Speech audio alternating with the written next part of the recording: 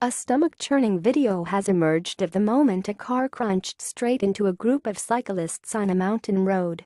Ethan Fan and his 3 friends were descending Twist Road near Jamestown, California, when a van hurtled round a blind corner and smashed into the 4 bikes. The first rider who was hit is lucky to be alive after his helmet disintegrated from the impact. Mr. Fan said all 4 riders miraculously escaped without life-threatening injuries and have made full recovery since the smash in June 2015. The clip has been viewed hundreds of thousands of times since it was posted online.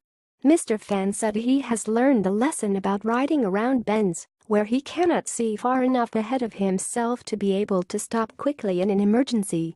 Social media users have argued viciously over who is to blame for the collision. Peter Christa said, "I am struggling to see how anyone could blame the cyclists for this accident. If, instead of bikes, there had been a car driving in the lane in the direction of the video, the oncoming car would have hit it head-on, and there would be a couple of little white crosses on the side of the road." But Jeff Westerskam disagreed. He said, "Bombing downhill around a blind corner and taking up the whole road with cars driving up isn't exactly the smartest thing to do."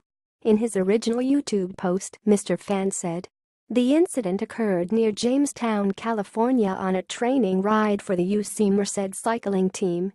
Pictured in the video is Twist Road, a popular climb descent for cyclists because of the tight turns. Twist, get it? Found near the bottom. Unfortunately, the twists that make it fun also cause blind corners, and then it was just a matter of wrong place, wrong time. Fortunately for us, the driver stopped and helped us make the necessary calls to emergency services, which were then able to get to us within a couple of minutes.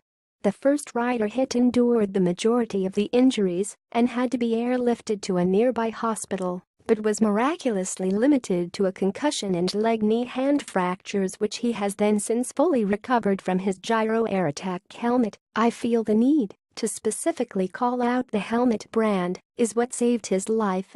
If you look closely, you can actually see the helmet disintegrate when hitting the window of the van. The second miracle is how he landed on top of his brother, which prevented his unprotected head from hitting the asphalt." Mr. Fan added. The rider on the left sustained the second greatest degree of injuries but was still limited to inner visit and some stitches. Myself and the other rider only sustained bruising and moderate road rash.